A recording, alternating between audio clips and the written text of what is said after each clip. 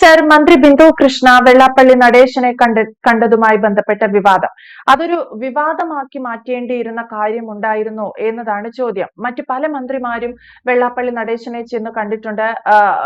Even ഏറ്റവും കൂടുതൽ കോൺഗ്രസിനകത്തെ മുതിർന്ന നേതാക്കൾ പോലും. പക്ഷേ അതൊന്നും വലിയ വിവാദ വിഷയമായിരുന്നില്ല. മന്ത്രി ബിന്ദുവിന് നേരെ വലിയ രീതിയിലുള്ള ഒരു സൈബർ അറ്റാക്ക് തന്നെ നടക്കുന്നുണ്ട്. സോഷ്യൽ മീഡിയയിൽ പലതരത്തിലുള്ള കമന്റുകളാണ് അവർ വെള്ളാപ്പള്ളി നടേശനെ കണ്ടതുമായി ബന്ധപ്പെട്ട വാർത്തകൾക്കടിയിൽ വരുന്നത്. എന്തുകൊണ്ടായിരിക്കാം? ഒരു സ്ത്രീ മന്ത്രി ആയതുകൊണ്ട് മാത്രമാണോ ബിന്ദു കൃഷ്ണയ്ക്കെതിരായി ഇത്തരത്തിലുള്ള ഒരു നീക്കം നടക്കുന്നത്?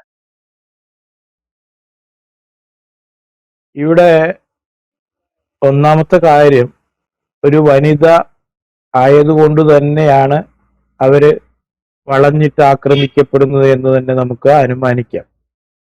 പിന്നെ സത്യപ്രതിജ്ഞാ ചടങ്ങ് കഴിഞ്ഞതിന് ശേഷം നമ്മുടെ മുഖ്യമന്ത്രി പാണക്കാട് തങ്ങളെ പോയി സന്ദർശിച്ച് പെരുന്നാൾ ഭക്ഷണം, ബക്രീദ് ഭക്ഷണം അവിടുന്ന് കഴിച്ച വീഡിയോകളൊക്കെ നമ്മൾ ചാനൽ കൂടി കണ്ടു. അതുപോലെ തന്നെ മറ്റ് മന്ത്രിമാരും പലരും, എല്ലാവരും ഒന്നുമില്ല, ഇതുപോലെ പല സ്ഥലങ്ങളിലും പോയി. പക്ഷെ മുസ്ലിം ലീഗിന്റെ മന്ത്രിമാര് ഇതുപോലെ എവിടെയെങ്കിലും പോയി വിസിറ്റ് ചെയ്ത് കൊണ്ടുള്ള വീഡിയോകൾ ഒരു മീഡിയയിൽ ഞാൻ കണ്ടിട്ടില്ല. ഇനി വന്നിട്ടുണ്ടോ എന്ന് എനിക്കറിയില്ല. അതുപോലെ തന്നെ ഈ മന്ത്രി ബിന്ദു കൃഷ്ണയും, ഡയറി മന്ത്രിയായ ബിന്ദു കൃഷ്ണയും വെള്ളാപ്പള്ളി എന്ന് പറയുന്ന അവരുടെ സമുദായത്തിന്റെ നേതാവായ വെള്ളാപ്പള്ളി നടേശനെ സന്ദർശിക്കുന്നു, ആശംസകൾ സ്വീകരിക്കുന്നു, ആശീർവാദങ്ങൾ സ്വീകരിക്കുന്നു. ഇത് വീഡിയോ പിടിച്ച് സമൂഹ മാധ്യമത്തിൽ പ്രചരിപ്പിക്കുന്നു. ഇവിടെ സതീശനെ, നമ്മുടെ മുഖ്യമന്ത്രി സതീശനെ തുഷാർ വെള്ളാപ്പള്ളി വീട്ടിൽ പോയി കണ്ട് ഇതേമാതിരി വീഡിയോ പുറത്തിറക്കിയിട്ടുണ്ട്. ആരും ഒന്നും പറഞ്ഞിട്ടില്ല. രമേശ് ചെന്നിത്തലയുടെ ഇന്നലെ പോയി തുഷാറിന്റെ വീട്ടിൽ പോയിട്ട് ഉള്ള വീഡിയോ പുറത്തു വന്നിട്ട് ആർക്കും ഒരു കുഴപ്പമില്ല. ഇവിടെ ബിന്ദു കൃഷ്ണ വെള്ളാപ്പള്ളിയെ കണ്ടത് പ്രശ്നമാർക്കാണ്? ഇവിടുത്തെ ജിഹാദികൾക്ക് എന്ന് വേണമെങ്കിൽ എടുത്തു പറയേണ്ടി വരികയാണ്. കാരണം ഈ തെരഞ്ഞെടുപ്പിന് മുന്നേ മലപ്പുറത്തെ ചില കാര്യങ്ങളും ഈ ആനുകൂല്യങ്ങൾ അനുവദിച്ചു കിട്ടുന്ന ചില കാര്യങ്ങളും ഒക്കെ കലർത്തിക്കൊണ്ട് വെള്ളാപ്പള്ളി പലതരം പ്രസ്താവനകൾ ഇറക്കിയായിട്ട് നമുക്ക് കാണാൻ സാധിക്കും. അത് എന്നിട്ട് ഒരു വർഗീയമായിട്ട് ഇവര് ചിത്രീകരിക്കാൻ ശ്രമിച്ചു എന്നതൊക്കെ നമ്മൾ കണ്ടതാണ്.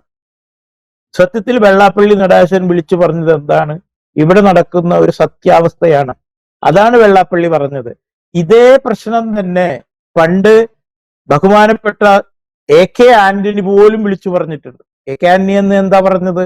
ന്യൂനപക്ഷങ്ങൾ, ഇവിടെ ഭൂരിപക്ഷ സമുദായങ്ങൾക്ക് എല്ലാവർക്കും കിട്ടേണ്ട പലതും അടിച്ചു മാറ്റുകയാണ്.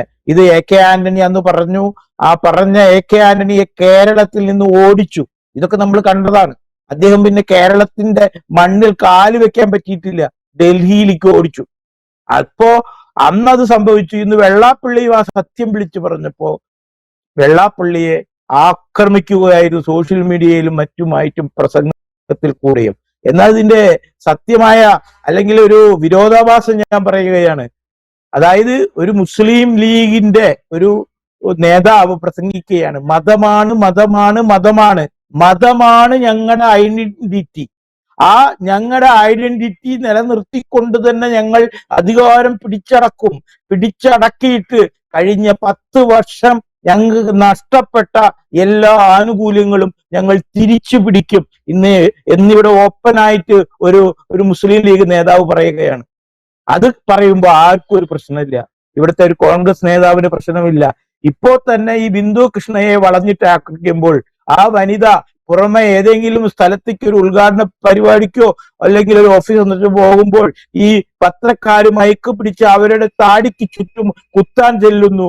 എന്താ വെള്ളാപ്പള്ളി, അത് ശരിയാണോ? അവരെ ചോദ്യം ചെയ്യുന്നു. ഇന്നലെ ഞാനൊരു വീഡിയോ കണ്ടു, അവരോട് ഇത് തന്നെ ചോദിച്ചുകൊണ്ടിരിക്കുക. അപ്പൊ അവര് അത് ശാന്തമായി മൗനമായി കേട്ടിട്ട് അവര് മറുപടി പറയുന്നതായി വിചാരിച്ചു. പക്ഷെ അവർ കൊടുത്ത മറുപടി ലോക ക്ഷീരദിന ആശംസകൾ എന്നുള്ളൊരു വാക്കും പറഞ്ഞ് അവർ സ്ഥലം വിട്ടു. ഞാനൊരു കാര്യം ചോദിക്കട്ടെ, ഇന്ന് കാലത്ത് സോഷ്യൽ മീഡിയയിൽ പോസ്റ്റ് കാണുകയാണ്, ഇവര് വെള്ളാപ്പള്ളി ഇവർക്ക് തലയിൽ കൈ വെച്ചിട്ട് ആശീർവാദം കൊടുക്കുന്ന വീഡിയോ, അത് അവര് തന്നെയാണ് എനിക്ക് തോന്നുന്നു, സോഷ്യൽ മീഡിയയിൽ ഇട്ടിട്ടുണ്ട്.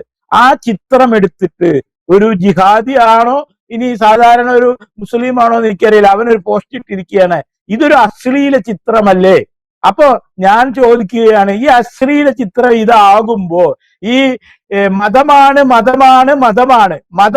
ഞങ്ങളുടെ ഐഡന്റിറ്റി എന്ന് ഉറക്കെ വിളിച്ചു പറഞ്ഞിട്ട് ആ മനുഷ്യൻ ഇന്ന് കേരളത്തിന്റെ ഒരു മന്ത്രിയായിട്ട് നമ്മൾ ചുമക്കുകയാണ്. അതെന്താ അശ്ലീലാണ്? അപ്പോ അതിനെ കുറിച്ചിട്ട് ഇയാൾക്ക് എന്താ പറയാനുള്ളത്? അപ്പോ ഈ സമൂഹത്തില് മതേതരത്വം ആരും പലതും, ഞാൻ ചോദിക്കട്ടെ, 27 ആൾക്കാരെ മുണ്ട് പൊക്കി നോക്കിയിട്ട് വെടിവെച്ച് കൊന്നിട്ടപ്പോ ഈ പറയുന്ന പാണക്കാട്ടെ ഏതെങ്കിലും ഒരു നേതാവ് അതിനൊരു ദുഃഖം രേഖപ്പെടുത്തിക്കൊണ്ട് ഒരു ഒരു ഒരു അനുശോചന യോഗോ എന്തെങ്കിലും പ്രസംഗമോ നടത്തി ഇവിടെ ആരെങ്കിലും ചെയ്തിട്ടുണ്ടോ? അപ്പോ ഇവിടെ ഒരു വനിതാ മന്ത്രി അവരുടെ സമുദായത്തിന്റെ, അവരും ആ സമുദായ നേതാവ് പറഞ്ഞു നുണയൊന്നുമല്ല, സത്യമാണ്. ആ സമുദായ നേതാവ് വിളിച്ചു പറഞ്ഞു, അതൊക്കെ വേറെ കാര്യം. അവര് ജയിച്ചപ്പോ മന്ത്രിയായപ്പോ അവരുടെ ആശീർവാദം വാങ്ങാൻ വേണ്ടി അവരുടെ വീട്ടിൽ ചെന്ന് ആശീർവാദം വാങ്ങുന്നു. അപ്പോഴേക്കും അവരെ വളഞ്ഞിട്ട് ആക്രമിക്കുന്നു. എന്നാൽ മറ്റുള്ള പുരുഷ മന്ത്രിമാർക്ക് ഈ പ്രശ്നം ഇല്ലാതാനും. അതെന്ത് ന്യായമാണ്? ഇതേ മുഖ്യമന്ത്രിയല്ലേ പാണക്കാട് പോയി ബിരിയാണി കഴിച്ചത് ബക്രീദ് ദിനത്തില്? ഒരു പ്രശ്നവുമില്ല, അതൊക്കെ വളരെ സന്തോഷം. അപ്പോ ഇത്തരത്തിലുള്ള ഒരു വിവേചന സാഹചര്യം കേരളത്തില് മന്ത്രി ബിന്ദു കൃഷ്ണ ഒന്നും തന്നെ വിചാരിച്ചിട്ടല്ല അവരുടെ സമുദായത്തിന്റെ നേതാവിനെ കാണാൻ പോയി ആശീർവാദം വാങ്ങി എന്നല്ലാതെ അതിൽ കൂടുതൽ ചിന്തിക്കാനേ പാടില്ല. അത് ചിന്തിക്കുമ്പോഴാണ് ഈ മതം പറഞ്ഞ മന്ത്രി ഇവിടെ ഇരിക്കുന്ന കാര്യം ഈ പറയുന്നവർ ഓർത്തിരിക്കണം എന്നാണ് എനിക്ക് പറയാനുള്ളത്. യെസ്, എന്തായാലും ഈ രീതിയിൽ മതം പറയുന്ന ആളുകൾ, ജാതി മത വർഗ അത്തരത്തിൽ വെറി പിടിച്ച് നടക്കുന്ന ആളുകൾ പോലും മന്ത്രിയാകുന്ന കാലത്താണ് ഒരു സാമുദായിക നേതാവിനെ ചെന്നു കണ്ടു എന്ന ഒരൊറ്റ കാര്യത്തിന് ബിന്ദു കൃഷ്ണയ്ക്കെതിരെ ഇത്രയേറെ വലിയൊരു ലഹള തന്നെ നടക്കുന്നത്. ബിന്ദു കൃഷ്ണയ്ക്കെതിരായി അധിക്ഷേപപരമായ പരാമർശങ്ങൾ, അത്തരത്തിലുള്ള കമന്റുകൾ സോഷ്യൽ മീഡിയയിൽ പ്രത്യക്ഷപ്പെട്ടിട്ടുണ്ട്. ബിന്ദു കൃഷ്ണയെ വ്യക്തിപരമായും രാഷ്ട്രീയപരമായും ആക്രമിക്കാൻ ഈ ലഭിച്ചിരിക്കുന്ന സുവർണാവസരം എന്ന രീതിയിലാണ് മറ്റ് പാർട്ടികൾ, പ്രതിപക്ഷ പാർട്ടി ഉൾപ്പെടെയുള്ളവർ ഈ പ്രശ്നത്തെ ഉന്നയിക്കുന്നതും അല്ലെങ്കിൽ ഉപയോഗിക്കുന്നതും. എന്തായാലും ബിന്ദു കൃഷ്ണയ്ക്കെതിരെ വലിയ രീതിയിലുള്ള ഒരു സൈബർ അറ്റാക്ക് തന്നെ നടക്കുകയാണ് സോഷ്യൽ ഇടങ്ങളിൽ. എന്തു തന്നെയായാലും ജയശങ്കർ സാർ സൂചിപ്പിച്ചതുപോലെ മതമാണ് പ്രശ്നം എന്ന് പറഞ്ഞു നടന്നിരുന്ന വ്യക്തിയെ പോലും മന്ത്രിയാക്കിയ പാരമ്പര്യമുള്ള കോൺഗ്രസ് ഇതിനെ എങ്ങനെ പ്രതിരോധിക്കും എന്നത് കണ്ടറിയേണ്ടതാണ്. വ്യക്തമാണ്. Thank you sir. കൂടുതൽ വാർത്തകളും വിശേഷങ്ങളും നിങ്ങളിലേക്ക് എത്താൻ ABC മലയാളം സബ്സ്ക്രൈബ് ചെയ്യുക, ബെൽ ബട്ടണും അമർത്തുക.